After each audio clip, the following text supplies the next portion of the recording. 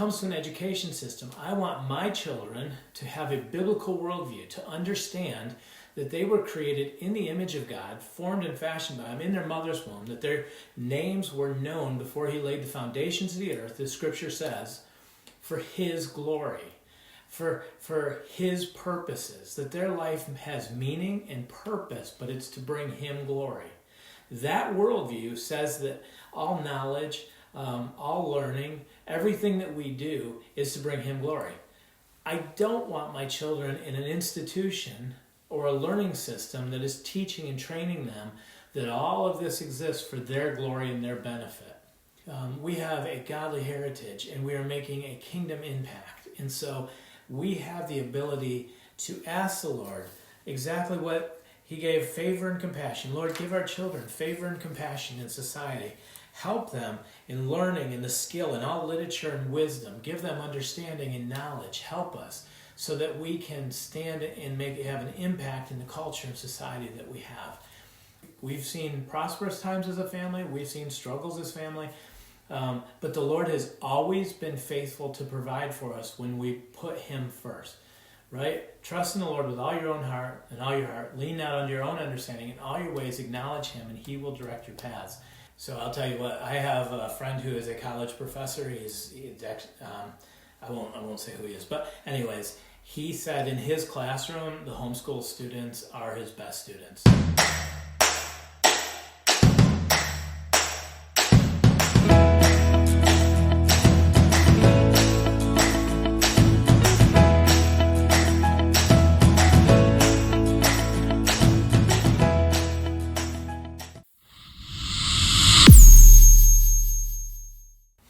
Hey everybody, welcome to Teaching Tips. We hope that you are having a good week so far. Hey, today in Teaching Tips, we just want to talk about kind of an encouragement. I want to give you an encouragement. I don't know who it's for, but I know at different times we kind of needed different pep talks as well to have a little bit of a you can do this. Especially when it comes to homeschooling, right? Because in homeschooling, we're going against the grain when we do.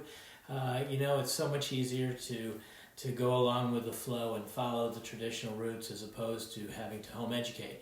And this last year, we saw this huge surge of people wanting to homeschool. And it was incredible. And now we're starting to see, as schools start to go back in and they begin to open things up again, we just want to encourage you that if you are homeschooling, especially now, this is like the time of year. February in our house was always the hardest, right? Cabin fever, the whole family, especially like this last week where the temperature was so cold. And you're just like, I'm ready for spring, I'm ready for summer. The holidays and the excitement of the holidays is behind us. And you just kind of feel a little stir crazy. So just let me give you some encouragement today if I can. Awesome. Also, I just want to say a quick hi to Laura jumped on, April, B. Marie, Christy Smith said good afternoon, R. Stevens said hi, Jennifer White's joining us, Desiree, Sweetly Singing 82 said hello, God bless your entire family and staff, thank you so much. Moida said happy Thursday, Amber, she said yes, hi, we felt it today. Vicky says good afternoon. Alicia said, yeah, my son's attitude's been big lately. And Wendy says hello. Thank you guys for joining. Feel free to drop a comment or a question. We're just kind of talking through, and we'll be sure to get to them at the end. Yeah. Well, so here's the deal. We have to look at things from what is the worldview that we have, right? And so if we look at, and I would encourage you to just look at the book of Daniel in the Old Testament. And Daniel's interesting because Daniel is written, he's taken into captivity and he's kind of in Nebuchadnezzar's court. And as we look at Daniel's life, we see this, like the book of Daniel starts right off with, they were looking for these young men who are without flaw, who are smart, and all of that, these Jewish children, let's bring them into our court, we're going to train them. And immediately they want to give them the food of the land. They want them to have the king's food. And Daniel says, in fact, it says, Daniel resolved that he would not defile himself with the king's food, or with the wine that he drank, and therefore he asked the chief of the eunuchs to allow him not to defile himself. And God gave Daniel favor and compassion in the sight of the chief eunuchs. So then Daniel says, hey, give us just, I think it's 7 days? 10 days. Give us just 10 days of eating our diet, and then compare us to the men in your kingdom. And the chief of the eunuchs was like, oh my goodness, you guys are so much healthier, that they put everybody on Daniel's diet. I love the verse when you look at this, and God gave Daniel favor and compassion. As you go further, there's 4 of these use. God gave, and it says, it's 1 Daniel 17, and these 4 use, God gave them learning and skill in all literature and wisdom, and Daniel had understanding and visions. In fact, God gave him so much that the king even said, after 3 years he had him schooled, and then after 3 years he brought him into the court, and the king said they were 10 times smarter than everybody else that was brought into his court. But I love that God gave them learning and skill. So here's the deal, okay? This is my encouragement. You have to think about the worldview that we have. When we homeschool because we want our children to have a biblical worldview. A biblical worldview says all of this, me, Brittany, all of this exists for the glory of God. He created it for his glory. That's the biblical worldview. In the beginning, God created the heavens and the earth. And as a creator, it's for his glory. A humanistic worldview is a worldview that says all of this exists for my glory, for man's glory. And so when we look at all that we evaluate things through, that lens, are we doing it from a biblical worldview that all of this, including my life, exists for the glory of God? Or does all of this exist for the glory of man and the glory of me? Okay, so when it comes to an education system, I want my children to have a biblical worldview, to understand that they were created in the image of God, formed and fashioned by him in their mother's womb, that their names were known before he laid the foundations of the earth, the scripture says, for his glory, for his purposes, that their life has meaning and purpose, but it's to bring him glory. That worldview says that all knowledge, all learning, everything that we do is to bring him glory. I don't want my children in an institution or a learning system that is teaching and training them that all of this exists for their glory and their benefit. I'm going to tell you what, it was minus 14 degrees a week from ago. We have flies like in the building, driving me nuts. In my face. All right, like, talk about a distraction. Disappear. And it doesn't. Yeah.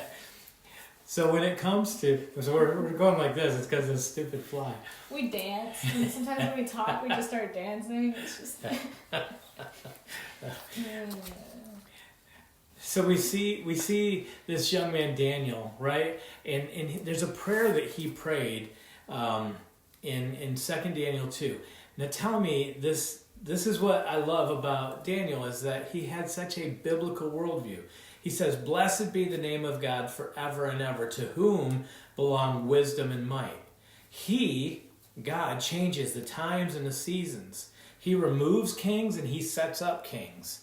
He gives wisdom to the wise and knowledge to those who have understanding. He reveals deep and hidden things. He knows what is in darkness, and the light dwells in them. To you, O God of my fathers, I give thanks and praise, for you have given me wisdom and might, and have made known to me what we asked of you, for you have made known to us the king's matter. This was about a king's dream, but Daniel's prayer shows a biblical worldview. And all through the book of Daniel, the sacrifices, right? Daniel in the lion's den, his friends Shadrach, Meshach, and Abednego, who are thrown into the furnace. All of them had a biblical worldview that said all of this exists for his glory. He's the one who establishes the seasons. He's the one who raises kings up, who takes them down, who raises the nations up and brings them low. And I think sometimes, even lately, if social media, the news, it just feels like, man, culture is collapsing, right? We're like losing.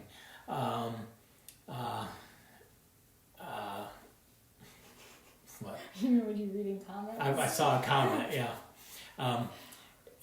it feels like, oh my goodness, everything is in such disrepair and going downhill so fast. What difference does it matter? Like, it's almost like discouraging to think that we could be making a difference. But yet, look at the life of Daniel.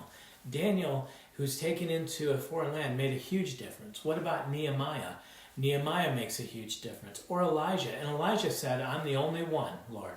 And the Lord's like, no, there are more who have not bowed the knee to Baal.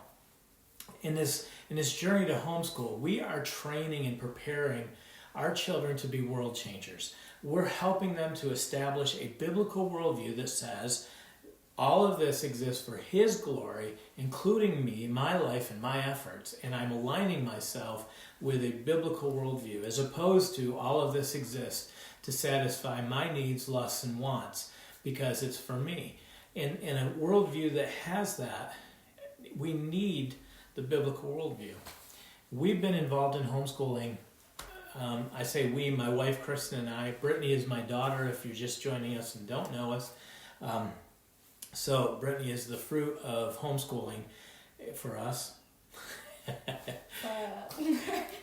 And we've been in it for over 25 years. We've graduated 5 students, and I can tell you the fruit of the labors, the fruit of the long days and the crazy seasons, we are beginning to reap that fruit in a godly heritage, and I'm excited to see God beginning to stir and move.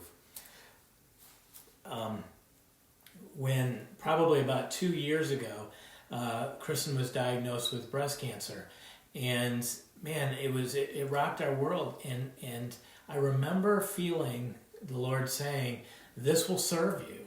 And it's kind of like, well, that's, it was, I remember saying it to Kristen, like, this is kind of, as I'm praying, I just feel the Lord saying this will serve us. And then some of you who follow us for a while may even remember we did a teaching tip on Mount Carmel about asking God to do mighty things. And we felt that the Lord wanted us to share the journey that Kristen was going through and ask families to join us in prayer. And this is our tribe. If we had anybody praying for us, it would be this group for sure. And so through that journey, we just saw the hand of God all the way through and do amazing things. And, she did go through the chemo and the radiation and all of that, but we've seen healing in her. And she was cancer-free and, is doing great. The Lord answered those prayers, and we did big things. So we have the academic side, and that's good. That's part of homeschooling. But that's not why we do what we do, guys. We do what we do because we exist for His glory, and our children exist for His glory. We have a godly heritage, and we are making a kingdom impact. And so we have the ability to ask the Lord exactly what He gave: favor and compassion. Lord, give our children favor and compassion in society. Help them in learning and the skill and all literature and wisdom. Give them understanding and knowledge. Help us so that we can stand and have an impact in the culture and society that we have. I know there are days, the world, you just feel like you're overwhelmed, right? Like, I didn't sign up for this. My kids have nothing but attitude. My spouse has nothing but attitude. The house is falling apart. I'm going to go insane. Can I just encourage you to continue, don't grow weary in well-doing, because you're going to reap if you faint not. You've gone through this, you've homeschooled your entire way. Yeah, I would say that I'm thankful coming out of high school and becoming an adult and, taking on jobs and different relationships, different friendships. I have appreciated the opportunities that I had growing up, because I do feel like, and this isn't to sound like prideful or anything, but I do feel like I'm further ahead in some things than what I've noticed some of my peers are at. And I'm thankful for just some of the opportunities that got me there, and experiences that I had that they didn't have, that were able to teach me those things. So, do you sense the the weightiness of a biblical worldview in your life? Yeah, I would say too, going into it, I've had more of like a purity of like mind and spirit going into things that have helped given me like perspective, I think, going into situations that I've appreciated. Yeah. I mean, you always feel the culture clash, right? And I feel like there's an entire a group of kids that have been homeschooled that are almost like the dry bones, that are waiting for the Spirit to be breathed into them to come to life, an army of dry bones. That's my prayer. And I see society moving in one direction, but I have faith that the Lord has called us to this group, and this is such an extraordinary time, and yet we have such an extraordinary opportunity as well. The gospel is so needed, and it's just so needed. And I think we have an opportunity to really create that.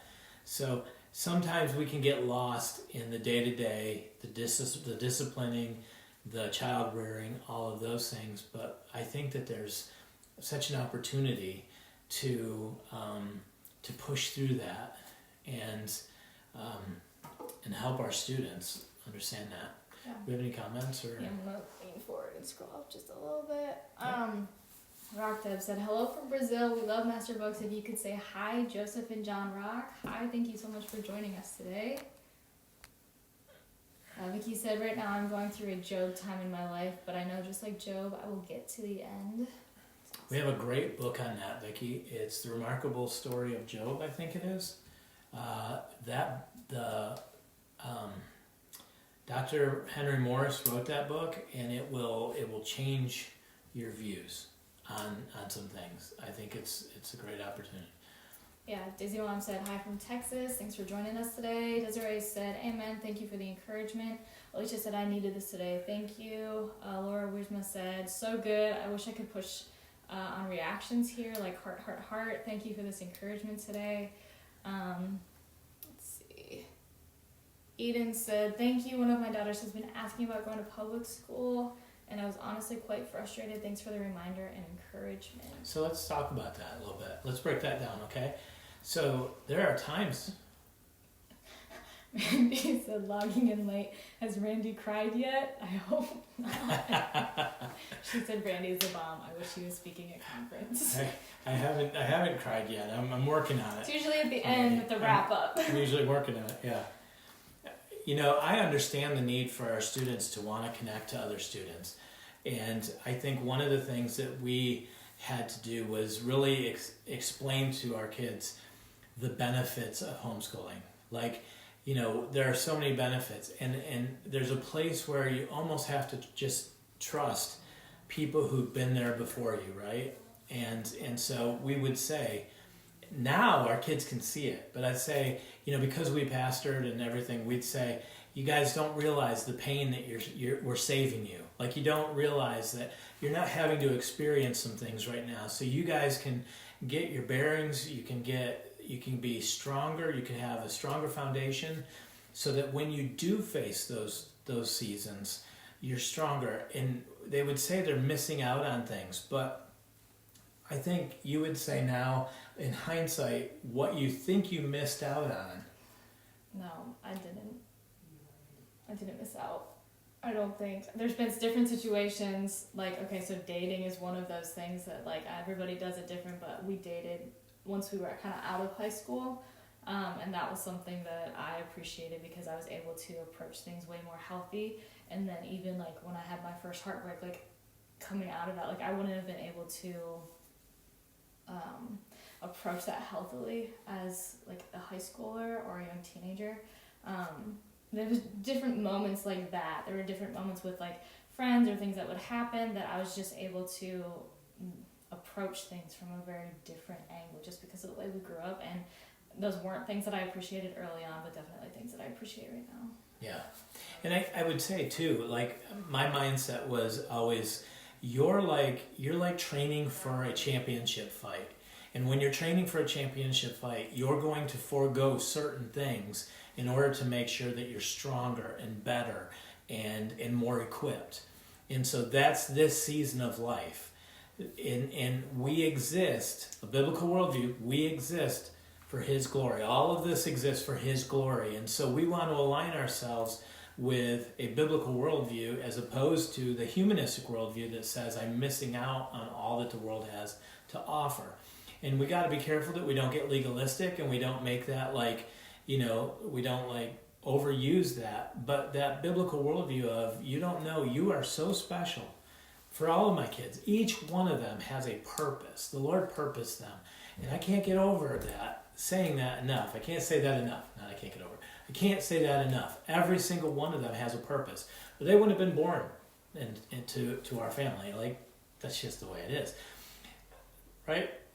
So that's the significant part of the homeschooling. It's not about the homeschooling or the home education.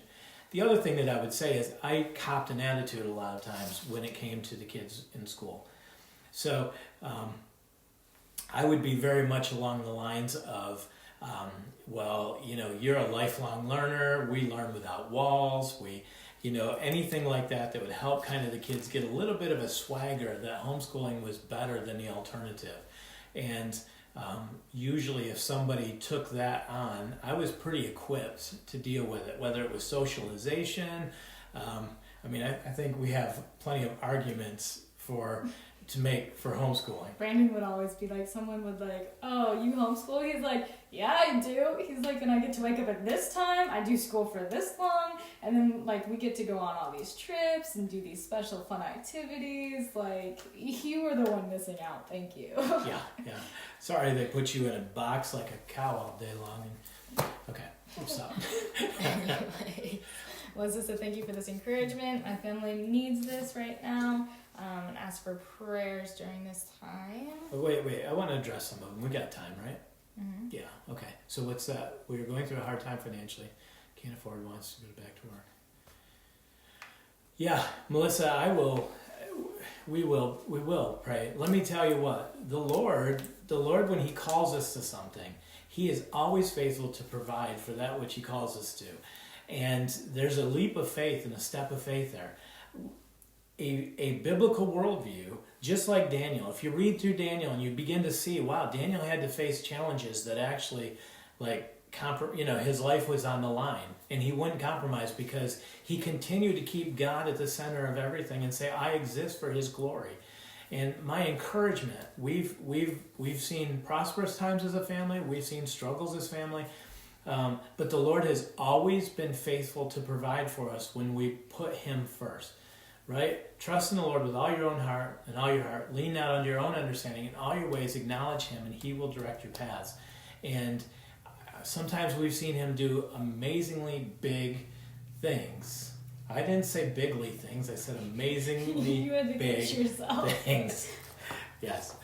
We had to do amazingly big things that He has done in our lives and poured out to provide for us. And it hasn't always been easy. It's a sacrifice.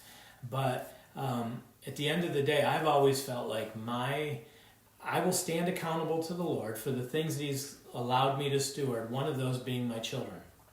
And, nothing else really matters. And because I can't take houses and cars, I can't take careers and reputation with me into eternity. But my children and my family, yes. That is one thing that is eternal and worth investing in. So, okay. Yeah, I'm laughing because Rachel said move to our cow. Mary O said, I so look forward to new videos from you guys. I've binge watched all the playlists over the last month, so thankful for Masterbooks. My pocketbook, maybe not so much. So, for anybody who's interested in doing the same, you can check out the Masterbooks YouTube channel, and there is where we upload all the live videos that we do. Brandy said, well, this is my first year homeschooling. Do you think homeschooling prepares for college? Some families think I should let kids go back to public school and high school to prepare for college, and I really don't want to. So I'll tell you what, I have a friend who is a college professor. I won't say who he is, but anyways, he said in his classroom, the homeschool students are his best students. He said sometimes they don't always have the math skills, just because parents get intimidated with math. Not because, I think if you do Jacobs and our algebra and those programs, you're going to be rock math. But what I'm saying is homeschool students excel. Homeschool students do better academically. Homeschool students do better socially. Homeschool students do better academically, socially. What was the third? Emotionally. They're better emotionally. The tests show that emotionally. They just make better students. They make better citizens. There's whole studies that show that homeschool students make better citizens. They're more patriotic. They care more about. They're more inclined to get involved in government and their communities. So absolutely. Do I think that homeschooling prepares your students for college? Yes. Do I think that college is always the best option? I don't. I think you really have to take that one prayerfully to the Lord. And I think that there's a lot of people that would agree with that as well, not just in the homeschooling world, but just, you have to look at the trends and what's happening. So college can be kind of an idol, but there's a lot of kids who are getting out of college with huge student debt and having a hard time finding a job because there's just a lot of people graduating with a certain type of degree. Very few people who are entering the trades or having the basic skills to navigate life. So. Yeah. Our Stephen says, I think it's so neat to hear from your daughter, Randy. She's a testimony of your family's diligence and perseverance. Yes. April said, I was homeschooled and went to college. I definitely think it helped prepare me. I was an independent learner. Even as shy as I would ask questions in class and was willing to talk to teachers. Yes. And April, I think you raised a good point. With socialization, if you're not familiar with this concept, if you homeschool your students, you are socializing your students vertically, which means they're getting used to talking to adults during the day at the checkout line, or delivery drivers. My kids' best friends are the UPS and FedEx drivers, but they're integrating with all levels of society, rich and poor, because they're doing life with us as adults. If you send them to school, they're getting a horizontal socialization. So they're socialized with first graders, second graders, third graders, fourth graders, and usually it's a handful of students from their community. They're not even getting exposure to different cultures, different people groups. It's just the same 20 to 50 kids that they started kindergarten with all the way through school. So it's a very narrow socialization. In homeschooling, we're exposing our kids to everybody. So even though you were shy, when you go to the college, you're used to, if I have a question, I'm not intimidated to ask an adult because I've been exposed to adults.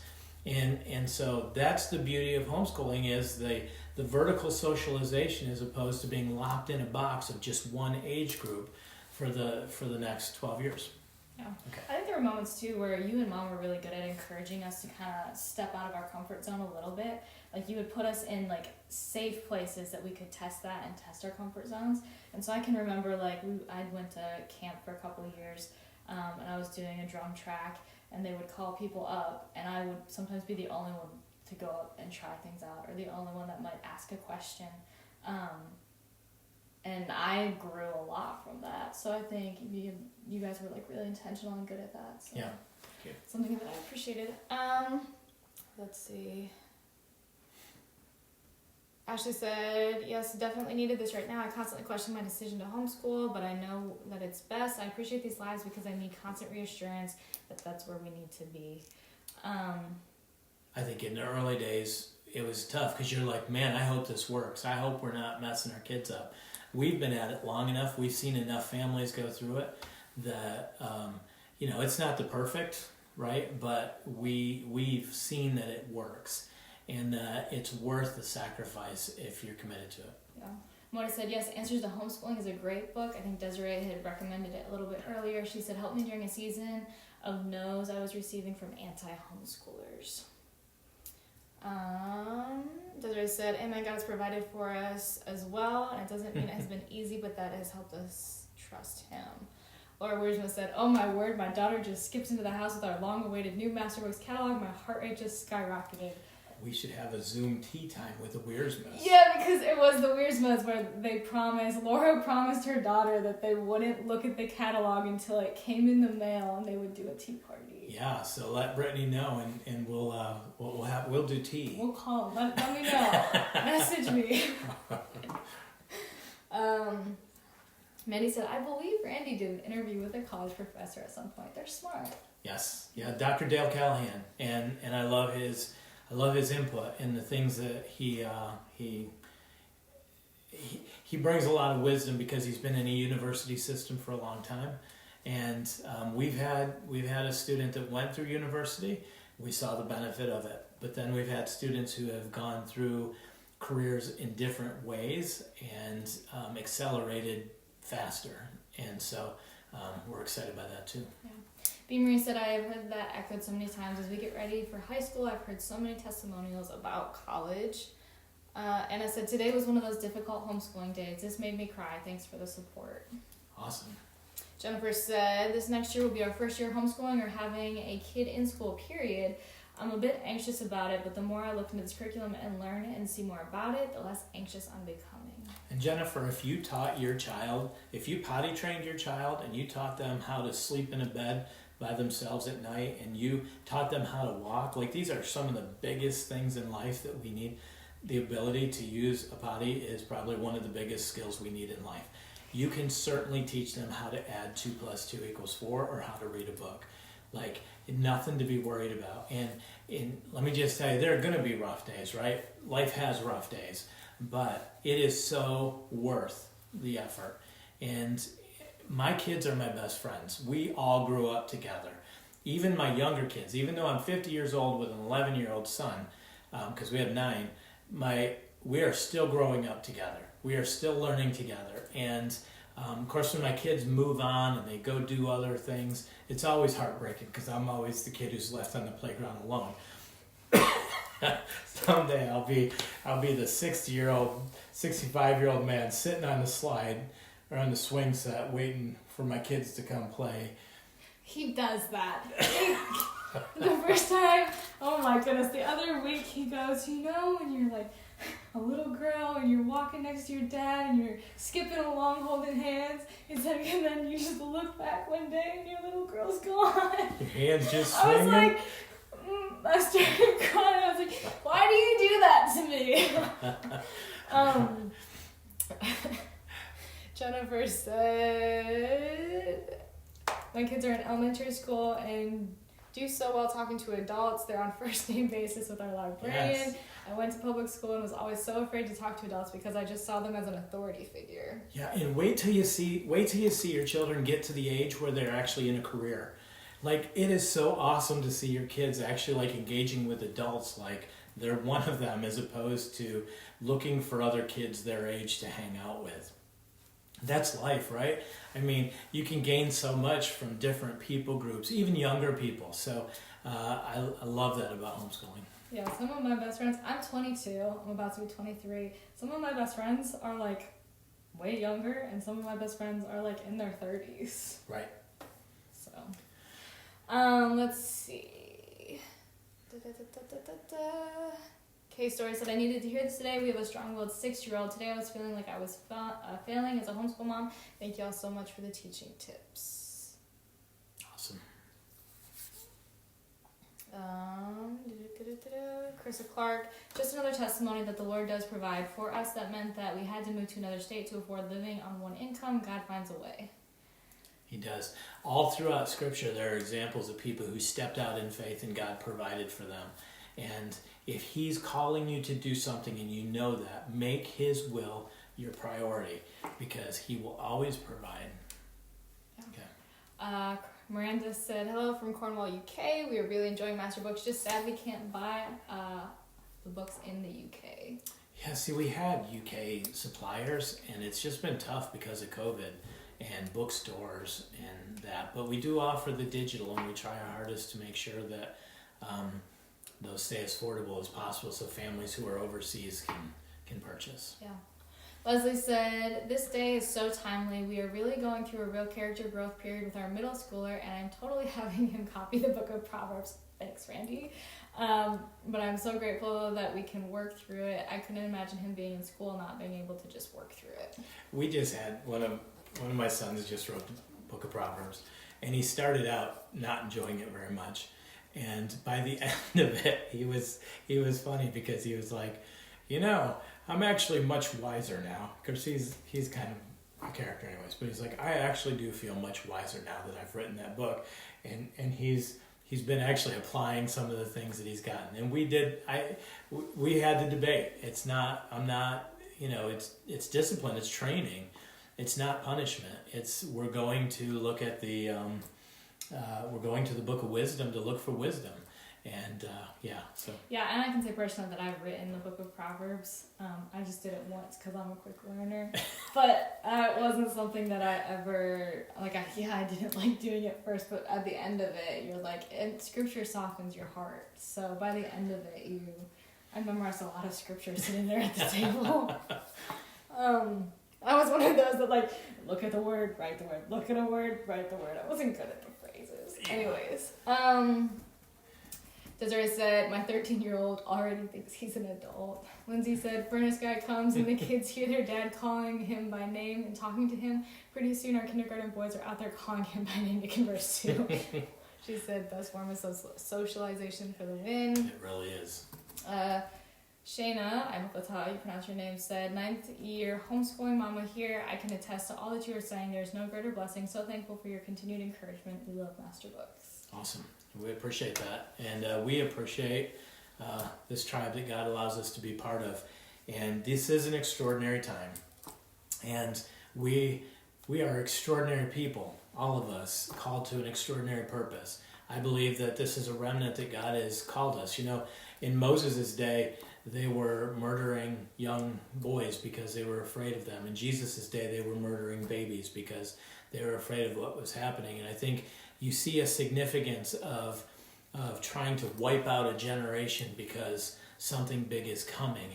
And in those seasons, I feel like homeschooling was one of these things where we've been able to do this, and seasons are changing, and I'm so grateful for the blessing to be able to homeschool.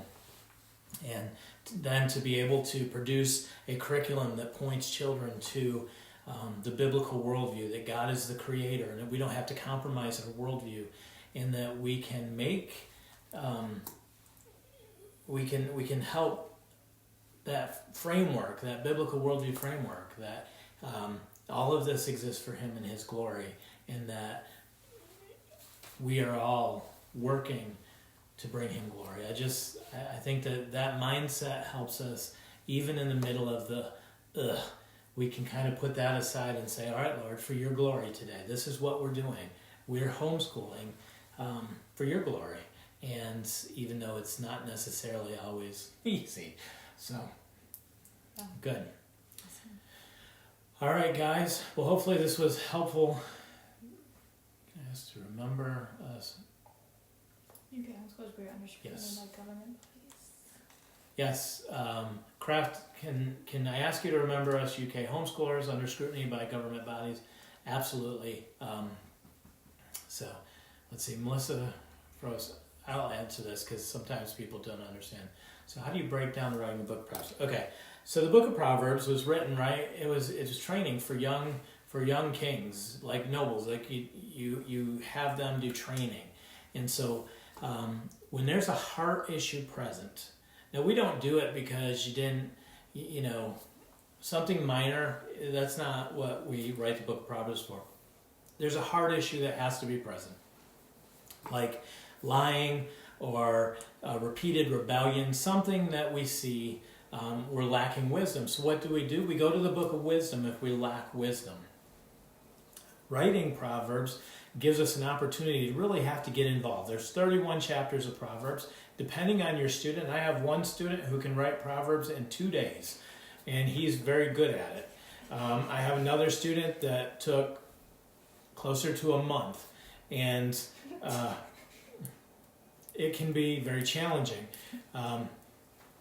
So they write the book of Proverbs. They do the entire book. Now, when they're younger, sometimes I would have them write a chapter, but we don't typically play with that very much. It's usually about the age that they know. We're talking 8, 10 years old is about an age where you begin to see where they're making decisions on their own and you see the heart issues developing. If there's cheating, if there's something like that we just see, how is this going to play out later in life? Then it's time to point them to the book of wisdom. And it's not punishment. Punishment is different. This is for the purpose of training, right? If I'm out of shape, what do? I begin training. I start walking, I start exercising, I start preparing myself because I'm headed down the wrong road. And that's what we do with Proverbs. And my older students, all 5 of my kids who have graduated will tell you that writing Proverbs was one of the best things we did as a family. And, one of my favorite stories, we were at Busch Gardens in Tampa, and there's this big guy, muscular guy with this real pretty girl, and she is just yelling at him.